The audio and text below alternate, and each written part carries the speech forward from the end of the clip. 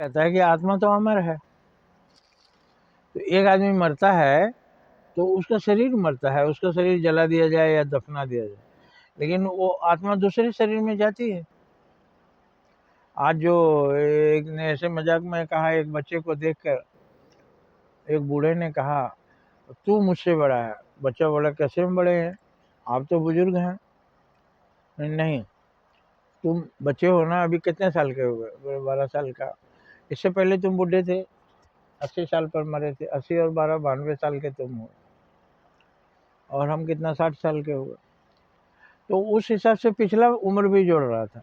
तो उसी हिसाब से आत्मा अमर है। हजारों योनियों में इसका जन्म हुआ, हजारों बार जन्म हुआ। कभी पशु हुआ, कभी पक्षी हुआ, कभी कीड़ा हुआ, कभी मकोड़ा हुआ, अंत में मनुष्य का शरीर पाया। मनुष्य के शरीर में ही वो दम है कि चाहे तो मोक्ष प्राप्त कर सकता है। बाकी जानवर के यहाँ ना शिक्षा है, ना धर्म है, कुछ भी नहीं है।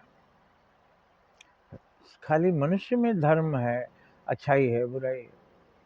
तो किसी भी योनि में ये जा सकता है।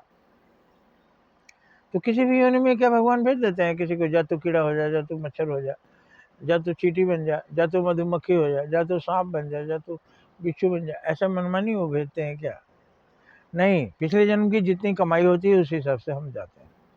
तो इस जन्म में अगर हम अच्छाई कमाएंगे तो अगला जन्म हमारा अच्छा होगा।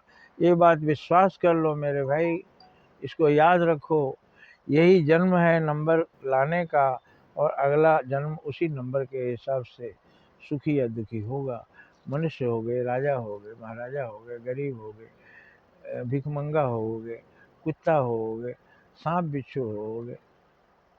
इस जन्म के कर्म के आधार पर कोई तुम्हारा परिवार, कोई तुम्हारा भाई बंधु, तुम्हारा कोई बाल बच्चा, बेटा, कोई तुम्हारे साथ नहीं जाएगा। सिर्फ तुम्हारा कर्म ही तुम्हारे साथ जाएगा। इसलिए हर आदमी अपने अपने कर्मों का जिम्मेदार होता है। तो अच्छे कर्म करो जिससे अगला जन्म अच्छा मिले। और असल में ये जन्म क्या है? अगले जन्म की तैयारी के लिए है। इस जन्म में जो कुछ करेंगे अगला जन्म वही मिलेगा। और भगवान ने भेजा भी है कुछ कमाने के लिए। कमा के नहीं जाएंगे तो बहुत डांट पड़ेगी, बहुत फटकार मिलेगी। चाहे कहें क्या क्या मिलेगा छोड़ दें, बहुत पड़ेगी बोले।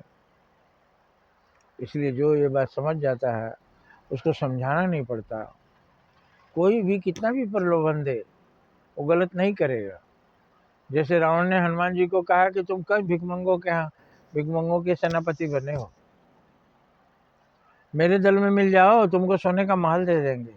तुम ब्रह्मचारी हो, 2-4 विवाह कर लेना, सोने चांदी में खेलोगे, पकवान शाकाहार मांसाहार जो करना है करो। कहता रहा, हनुमान जी मुस्कुराते रहे। उन्होंने कहा, रावण तेरे बुद्धि पर घमंड का बादल छा गया, तुझे सूझ नहीं रहा। तुझे पता नहीं मैं किसका सेवक हूँ? मैं तीनों लोकों के स्वामी भगवान राम का सेवक हूँ। तू उन्हें भिखमंगा कह रहा है, और तू एक छोटी सी लंका, धरती, पूरी धरती पर एक बिंदु के समान है, उसका राजा है। और धरती से 1 लाख गुना बड़ा सूरज है जिसको बनाया है भगवान ने। लाखों ग्रह नक्षत्र तारे, इतनी बड़ी दुनिया, उसके मालिक का मैं सेवक हूँ। तुझमें क्या दम है? वो चाहे तो मुझे क्या नहीं दे सकते? तो इसलिए दिखाने के लिए नहीं देते हैं।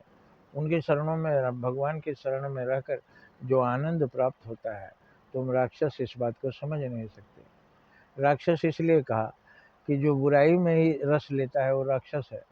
जिसको अच्छाई का मजा आ गया वो अच्छाई में रहता है, वो देवता। देवता अच्छाई में रहते हैं, राक्षस बुराई में रहते हैं। देवता स्वर्ग में रहते हैं, राक्षस नरक में रहते हैं।